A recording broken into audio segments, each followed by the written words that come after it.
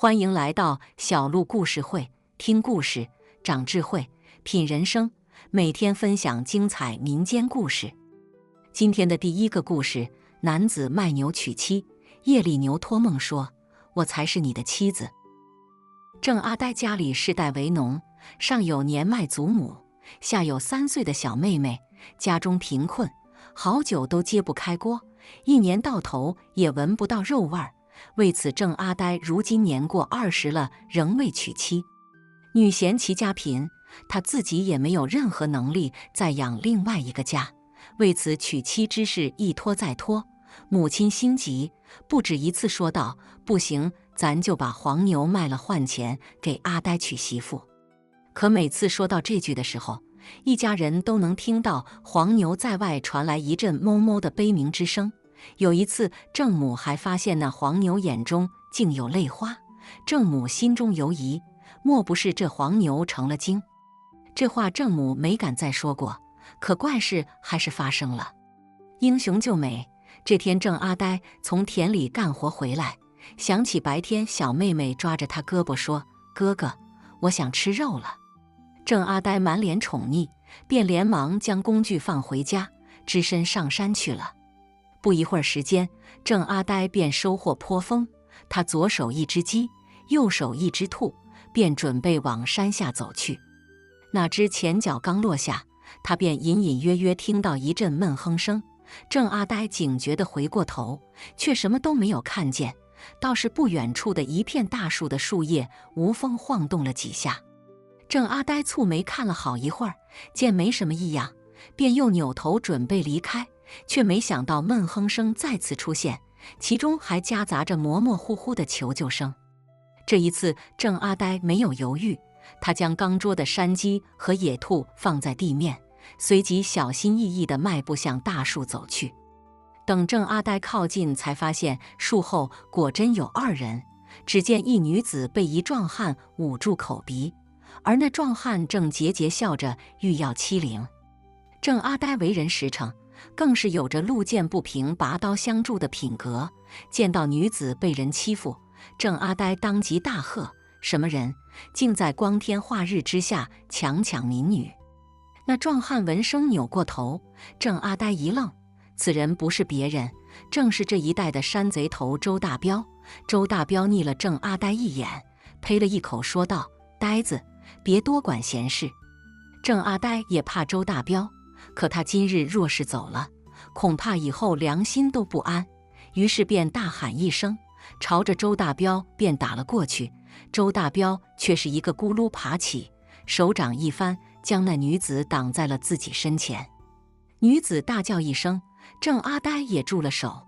郑阿呆望着此时得意洋洋的周大彪，不禁说道：“彪哥，今日你若放了这姑娘，以后我家年收益分你1/5。”周大彪切了一声：“就你家那点钱，全部加起来还不够我周大彪塞牙缝。小子，跟你说，这女人是我媳妇，我想怎么欺负就怎么欺负，识相的赶紧走，不然休怪我不客气了。”郑阿呆不信，他从那女子眼中分明看到了抗拒和求助。他瞧着面前的女子，虽然发髻凌乱，但穿着打扮并不似一般的农家女，而其头上更是戴着一枚亮闪闪的发簪。郑阿呆突然想到了什么，他朝女子使了个眼色，郑阿呆便前去攻击周大彪，而女子则是趁乱将发簪摘下，猛地在周大彪腿上一戳，周大彪顿时痛得大叫一声，跪倒在地。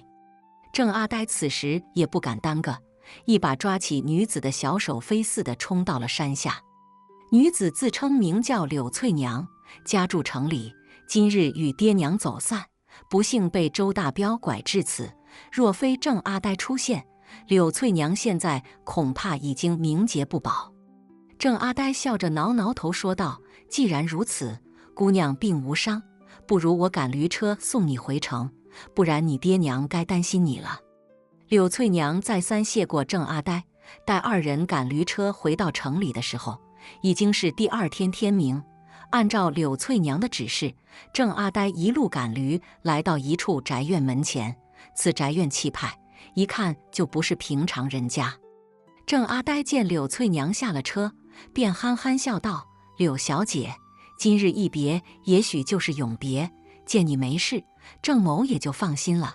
我先回去了。”说着，郑阿呆便赶驴朝着来时的方向走去。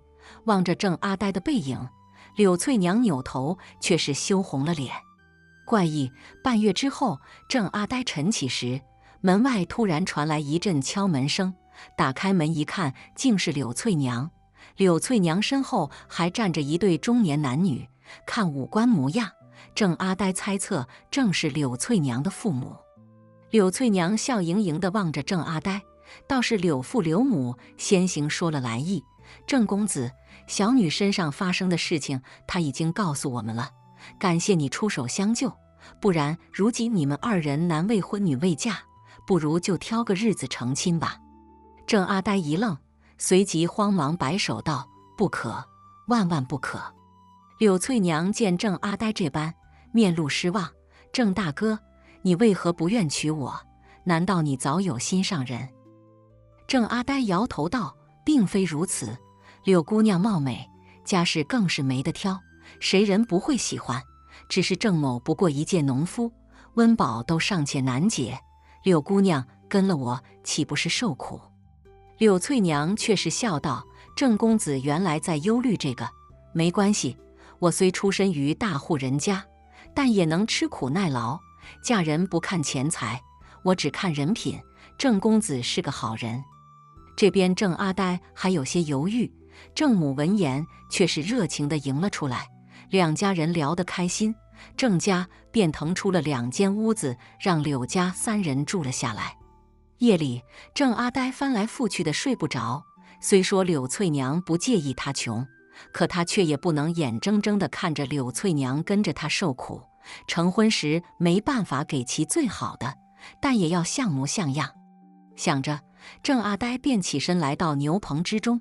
他望着此时睡得正香的黄牛，喃喃道：“黄牛啊，你跟着我家也有5、6年了，世世代代都为我郑家田地付出，实在是辛苦了。我实在舍不得你，可是如今我即将要娶妻，但我却没有银子，只能将你卖掉来娶妻。”郑阿呆说到这里，棚里的黄牛突然睁开眼，眼泪汪汪地望着郑阿呆。他知黄牛亦不舍，只好又说道：“放心，我郑阿呆发誓，以后有了钱，定会将你赎回。”说着，郑阿呆似乎下定决心，头也不回地回屋去了。当天夜里，屋外黄牛的悲鸣声响彻整个夜空，郑阿呆也终是不忍将其卖出。眼见婚期在即，可柳家人却是有反悔之意，郑阿呆不明所以，只好寻去询问情况。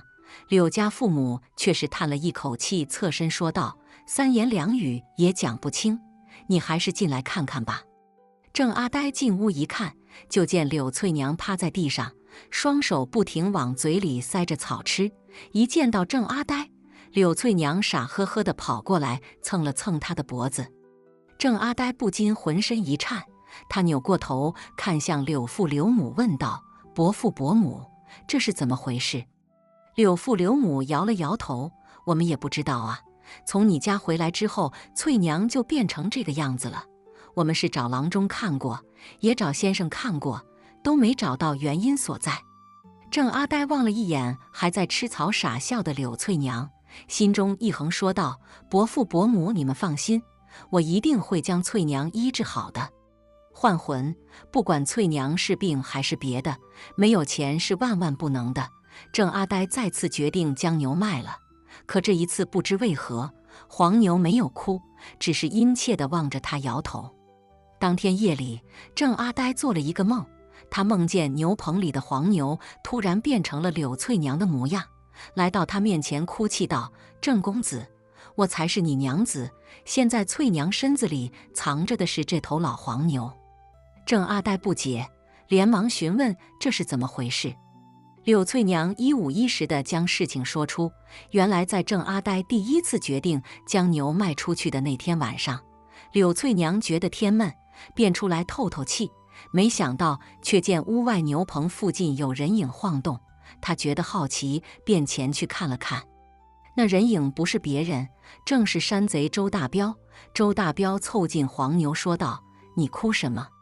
柳翠娘竖直耳朵听着，没想到那黄牛此时竟口吐人言说道：“主人家为了娶妻，要将我卖掉，我不舍主人，我不想被卖。”周大彪眼眸一转说道：“那你想不想当人？人？我可以变成人吗？”黄牛说着，眼神露出期待之色。周大彪呵呵一笑，自言自语道：“那当然，好你个郑阿呆，坏我好事，我就叫你娶头牛。”听到周大彪之言，柳翠娘浑身一颤，慌忙就要跑，但却步子太急，反而被石子绊倒。随后还没来得及反应，便被疾步走来的周大彪一掌劈昏过去。当他再次醒来之时，自己已然身在牛棚之中。听完柳翠娘所言，郑阿呆有些不可置信地望着他说道：“换魂？你是说换魂？天下竟有如此神奇之事，翠娘，我该如何帮你？”柳翠娘却是摇头道：“我也不知道，周大彪不知学了何等秘法，要想对付他实在困难。如今之计，不如我们先顺着他来，或许还有一线转机。”整夜，郑阿呆同柳翠娘畅谈。第二天一早，郑阿呆醒后，仍旧记得梦中之事，想起柳翠娘身上发生的种种怪异行为，郑阿呆决定去找周大彪。此时，周大彪正躺在山洞中，一边吃着烤鸡肉，一边喝着小酒。美哉美哉！见到郑阿呆身影，周大彪不禁轻蔑一笑。郑阿呆却是装作什么都不知道一般说道：“彪哥，小弟在此向您赔个不是，前不久冲撞了您是我的不对，这次小弟前来是特地将柳翠娘还回来的。这柳翠娘跟我回家之后，没少念叨彪哥的好，嫌弃我不如彪哥您壮实，小弟实在是羞愧不已啊。”周大彪眉毛一挑：“当真如此？柳翠娘不是都要嫁给你了？”郑阿呆点头道：“此话当真，彪哥外面的传言你不要信，我不就是一个穷苦的农户，柳家家大业大，怎会看上我这种人？柳家父母真正看上的是你这个女婿，这不还特地从城里赶来了。”说着，郑阿呆身子一侧，就见柳父柳母带着柳翠娘走了进来。周大彪笑得合不拢嘴，可不一会儿却犯了难。这柳翠娘现如今已与黄牛换魂，这样一来，娶黄牛的不就是他自己？可周大彪看着柳翠娘身子眼馋，当即便决定再换回来。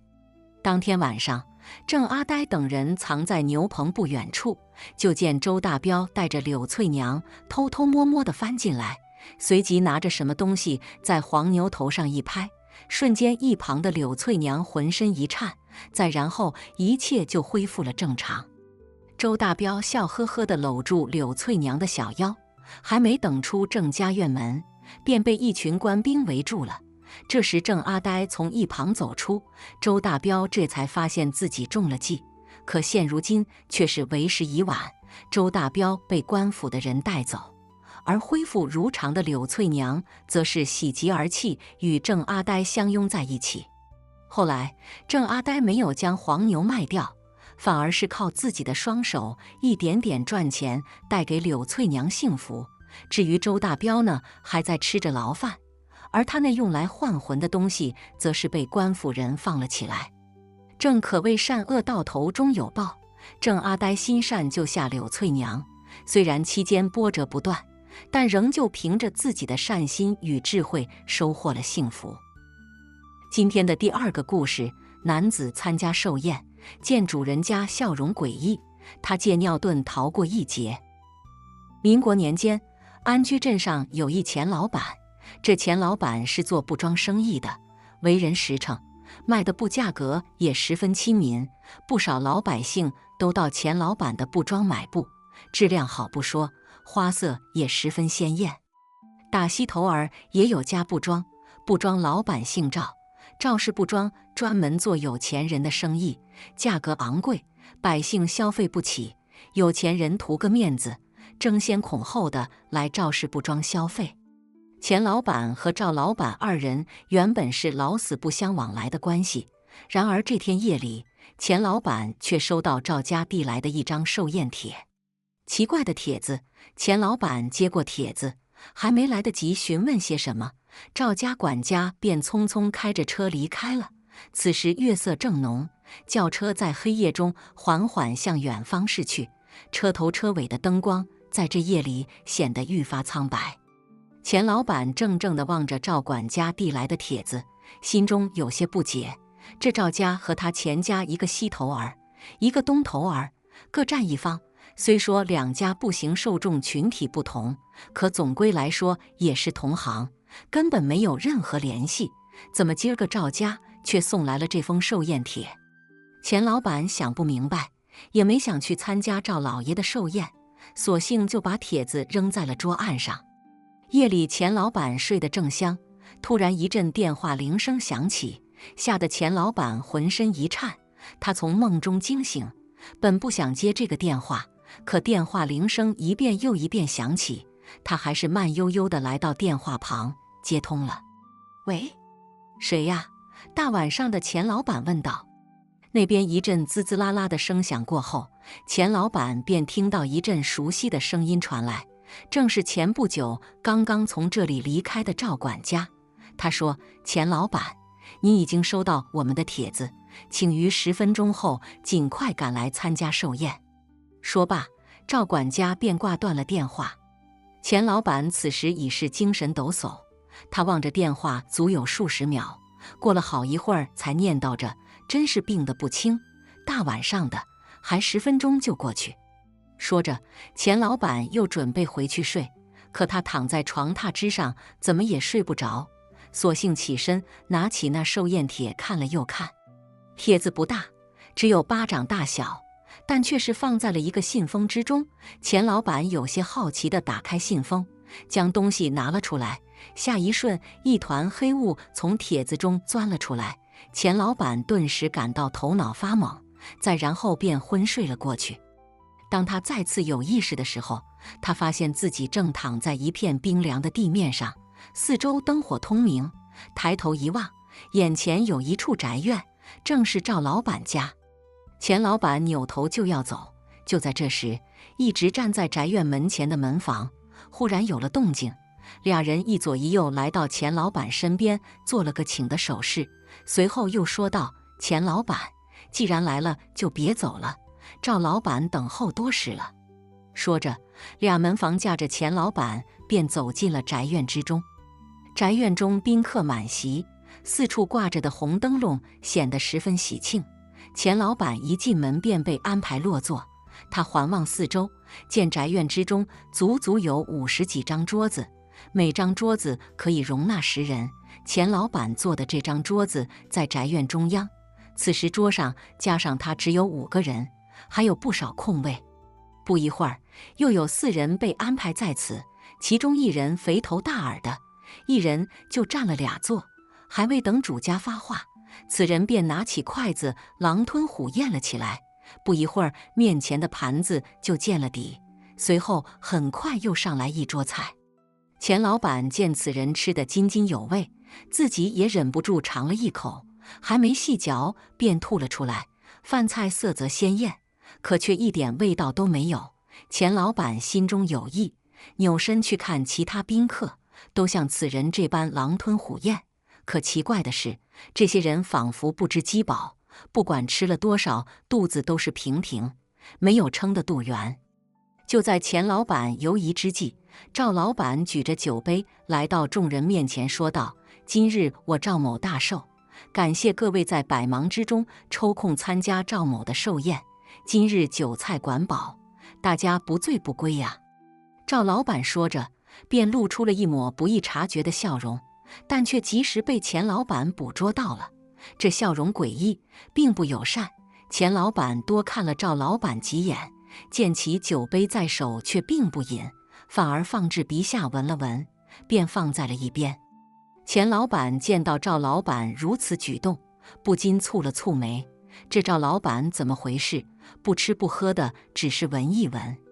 片刻之后，钱老板不知想到了什么，脊背不由得一阵发凉。为了证明自己的猜想，钱老板趁机将刚刚赵老板闻过的酒尝了一口，果真没滋没味，如同水一般。这么看来，赵老板已经不是人。而是想到这里，钱老板眼神骤变，赵老板搞这么大阵势，将这么多人聚集在此，定不会是吃寿宴那么简单。想起赵老板刚刚那一抹意味深长的笑容，钱老板顿时站起身来，朝着宅院内宾客大喊道：“大家快跑，有危险！”钱老板连连喊了数遍，可在场的宾客一个个只顾着吃，根本没有理会他。钱老板见状叹了口气，跺脚就要往外跑，却被闻声赶来的门房拦了下来。二人一左一右将钱老板带至后院赵老板面前。赵老板缓缓扭过身子，似笑非笑地望着钱老板说道：“钱老板，来参加赵某的寿宴，为何却要中途离场？这举动岂不是对我赵某大不敬？”钱老板急中生智，连忙说道：“怎么会？我是要去如厕。”“是吗？我赵某宅院里便有厕所，钱老板为何要往外跑？”钱老板讪讪一笑：“赵老板，我钱某年过40，至今未婚，也从未有过女人。”钱老板说到这里顿了顿，随即佯装捂着肚子大叫道：“哎呦呦，不行了，我快忍不住了，不然就在这解决一下。”赵老板闻言脸色大变，连忙朝着2个门房摆手道：“快把他拉出去！”钱老板到了门外，2门房也不敢多停留，一溜烟就跑走了。钱老板站在门外不知有多久，直到一阵鸡叫声响起，方才清醒过来。直到看清周围景象，钱老板才意识到自己从未离开过家，但刚刚所经历的一切又是怎么回事？钱老板缓缓起身，恰好看到了掉落在地的寿宴帖，帖子上面有个被烧焦的黑洞，已然看不清原来的样子。回想起昨夜之事，仍旧历历在目。钱老板决定亲自到西边赵家宅院看看究竟发生了何事。荒无人烟，钱老板开着轿车出了门。此时阳光高照，4月的艳阳天街上却是空无一人。轿车驶出好远，钱老板仍是没看到一个人。他索性将车停在一处，来到一户人家敲了敲门。然而敲了好久都没人开门，钱老板又尝试了好几次，不仅这一家人，好多家都没人开门。怎么回事？怎么一个人都没有？钱老板喃喃自语着，转身就要走。这时有一户人家的门忽然打开了，钱老板顺着开门声望了过去，就见门里走出一个老汉。老汉上下打量一番钱老板，这才恍然大悟，走上前，原来是钱老板，有失远迎了。钱老板皱着眉头问道：“你好，冒昧问一下，今天街上为何一个人都没有？这究竟是怎么一回事？”老汉叹了口气，摇头道：“说实话，我也不知道。昨天我串亲戚，今早刚回来，就见我家那口子睡得香。我一开始以为就是睡着了，可我叫了半天，怎么都醒不来。我估摸着其他人家也是这样。”钱老板想起昨晚经历之事，心中不禁有了猜测，自己借口尿遁逃过一劫，而其他人恐怕仍旧困在梦境之中。想着，钱老板匆忙道谢后，便驾车朝西边驶去。到了赵家宅院门前，钱老板下车望去，却发现此时的赵家与昨日梦里见到的相差甚远，整个屋子黑黢黢的，如同经历过火灾一般，哪里还有大户人家的样子？钱老板围着赵家逛了一圈，听不到里面有任何声音发出，正准备推门而入之时，宅内却忽然走出来一个人。钱老板一看，此人身穿青色大袍，头戴瓜皮帽，下巴上一撇白胡。此人见到钱老板，同样是一愣，钱老板则是率先开口问道：“你是？”那人捋了捋胡子说道：“我是看事的先生，今日途经此地，见这里十分怪异，就来看看。你呢？”钱老板一听这人的身份，连忙一五一十地将自己昨晚发生的事情告知于他。先生，你看，这究竟是怎么一回事？先生高深莫测地点了点头，具体情况我现在也不好说，这样你跟我去准备一些东西，到了晚上咱们再来一起看看真相。钱老板随着先生准备了一袋子糯米和一只雄赳赳气昂昂的大公鸡。到了夜里，二人便推门走进了赵家宅院。此时赵家宅院荒凉至极，一进门，钱老板便不由得冻得浑身打颤。这时先生在其眼前撒了一把粉末，紧接着面前景象发生了变化，红色的灯笼，热热闹闹的酒席。昨日梦里的那些人仍旧大快朵颐。先生面不改色，低声对钱老板说道：“趁主家不注意，把糯米撒出去。”钱老板按照先生的吩咐，抓了一把糯米，顺着几桌宾客撒了出去。随着糯米洒落在地，一股股黑色的雾气也逐渐拨开，面前场景也在瞬间变化。没有红灯笼，而几桌宾客一个个围着纸做的桌子，面前摆放的也不是什么可口的饭菜，而是一盘盘令人作呕的东西。这时候宾客幡然醒悟，一个个掐脖呕吐，可却什么都吐不出来。更有些人似是察觉到危险，纷纷叫嚣着出门。然而他们身上仿佛有一条看不见的绳索，无论怎么用力都无法挣脱。谁来坏我的好事？一声怒喝传来，钱老板和先生纷纷抬头望去，就见赵老板怒气冲冲地朝他们走了过来。见到有先生在，赵老板的步伐停在了不远处，他的目光落在先生身旁钱老板身上，随即说道：“钱老板，昨天让你侥幸逃过一劫，今日我不会再放过你了。”钱老板见赵老板这般，不禁有些气愤，说道：“你既已身死，为何还要祸害百姓？你居心何在？”赵老板仰天大笑几声，这才说道：“我赵某一生辉煌，可却惨败他人手中，我不知是谁害了我，只能这样做了。”原来在3日前，赵老板在睡梦中被大火烧死，他断定有人害了他，心中愤恨，便接大寿将人的意识带到了这里。7日过后，意识消散，这里的所有人都不再有生命。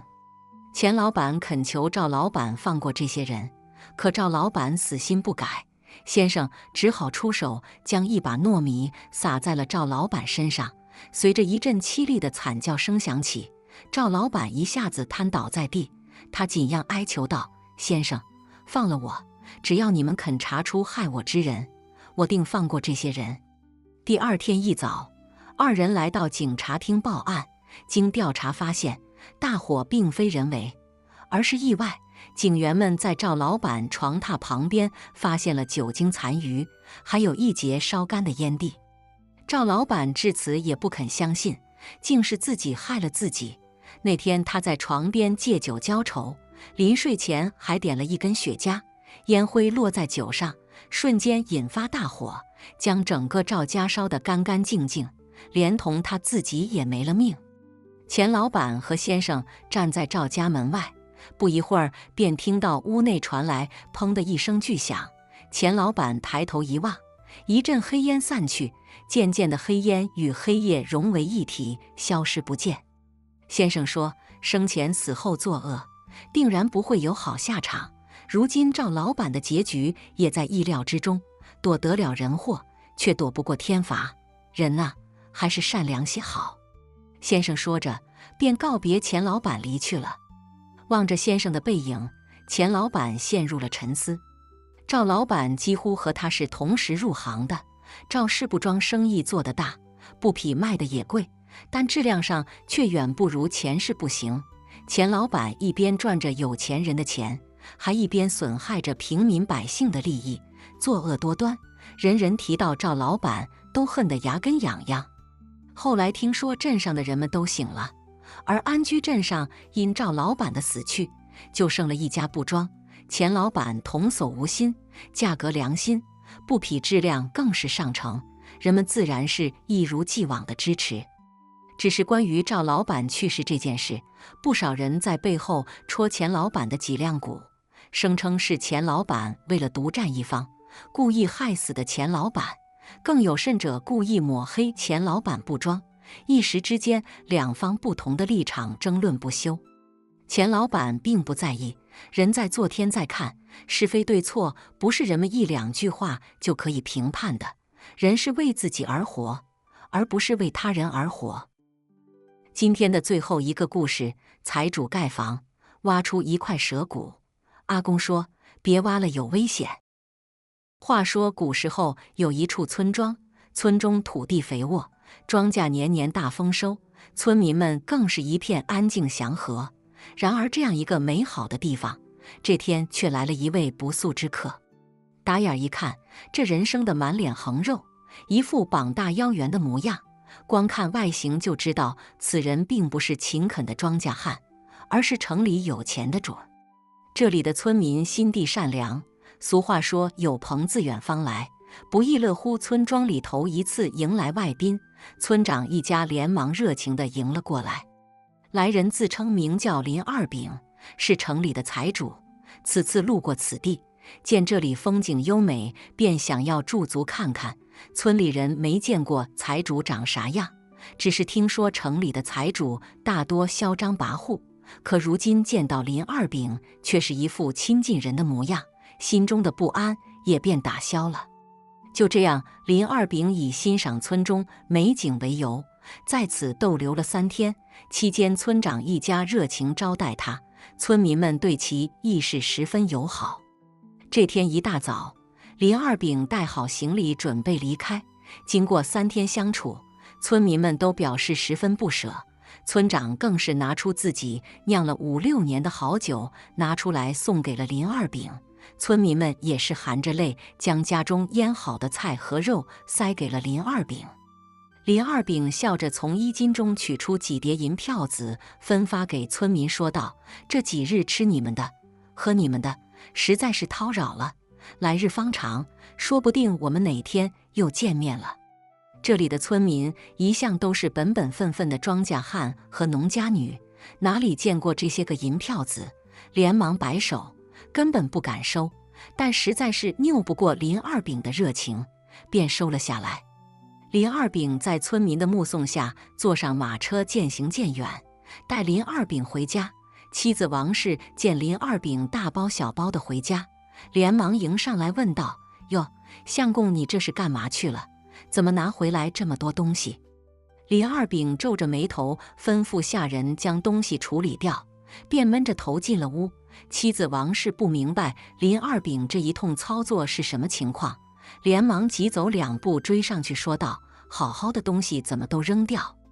林二饼冷哼了一声，抖了抖身上的灰尘，说：“尽是一些上不得台面的烟杂货，有什么可心疼的？”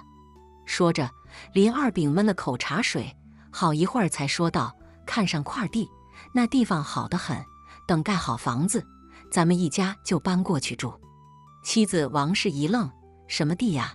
咱们现在住的这不就挺好？”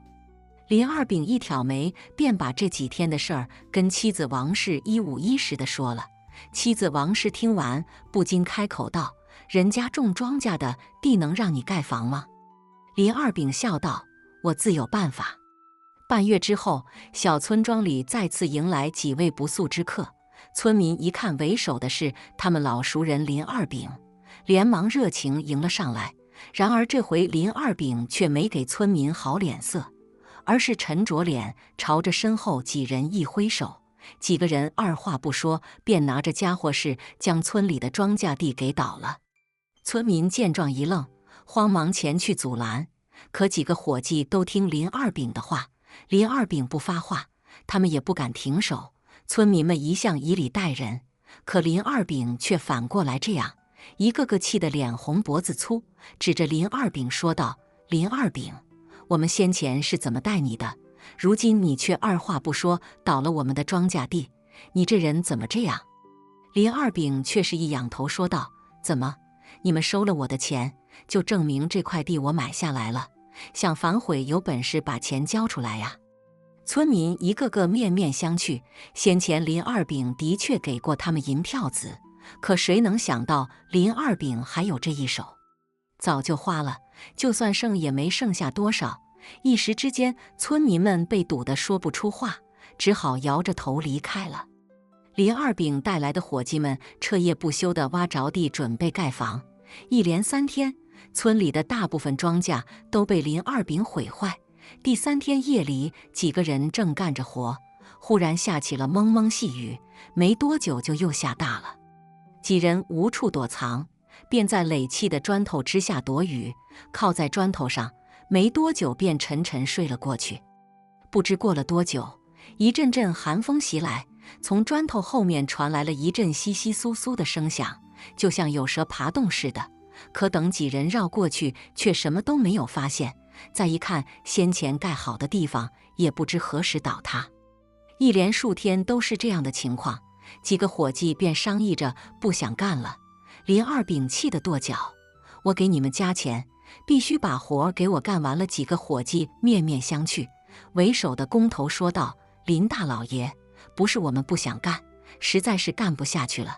每天晚上都有奇怪的事情出现，明明盖好的房子总是会倒，这地方实在是邪乎得很。”林二饼不信邪，当即拍腿说道：“世上怎会有此等事？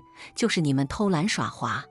今儿个我倒要看看，谁这么大胆敢在他林爷爷头上动土。”当天夜里，林二饼跟着伙计一块在地里，到了半夜的时候，又忽然下起了大雨。林二饼躲在盖好的砖头之下，片刻之后，原本精神饱满的他，竟变得哈欠连天。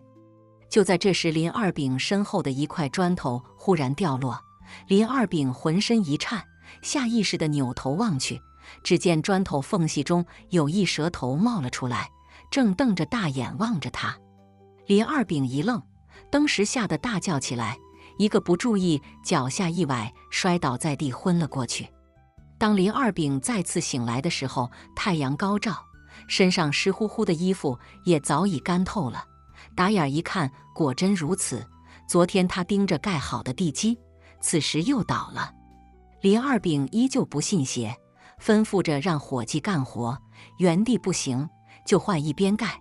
此时日头正盛，几个伙计拿着铁锹铲地。临近黄昏的时候，不知道谁喊了一句，把林二饼和几个村民都引了过来。“你们快过来看，这是什么？”伙计指着地里白花花的东西说道。林二饼顺着看过去，只见地里有着一块好似白骨样的东西，但看形状并不是人骨，倒像是……林二饼不管这些，用脚使劲踢了踢，没好气地说道：“大惊小怪的，这有什么？除到一边去不就好了？”倒是围观村民变了脸，其中一个老阿公面色阴沉，上前走了几步，念道：“不能再挖了，不能再挖了，这是蛇骨，底下兴许有着蛇目，再挖下去恐有大难发生啊！”林二饼哼了一声：“不就是一截蛇骨，一块骨头能咋样？挖，继续挖。”林二饼全然不当回事。当天夜里，林二饼便做了个噩梦，他梦见有一条蛇正恶狠狠地盯着他。林二饼吓得浑身冷汗直冒，随即感觉浑身冰冰凉凉一片，一睁眼就瞧见身上趴着几条黑青色的大蛇。林二饼哇呀大叫一声，抖动了半天，身子才将蛇甩下去，裤子都来不及穿，便飞奔而去。第二天一早，等村民再看，林二饼早就跑没了影。一去打听才知道，那天晚上林二饼匆匆而逃，不小心被一块砖头绊倒，摔断了腿，回家养了好几个月才恢复如常。林二饼走后，伙计们也离开了，小村庄也再次恢复了平静。只是被毁坏的庄稼还要经历许多春夏秋冬才能回到从前。许多年后，村民们望着那一块庄稼地，不禁嬉笑道：“当年还是村长有办法，捉蛇吓唬人，趁夜将他们盖的房子推倒，甚至还在地里提前埋好了蛇骨，就连林二饼身上的那几条蛇也是村长抓来的。村长可真有一手啊！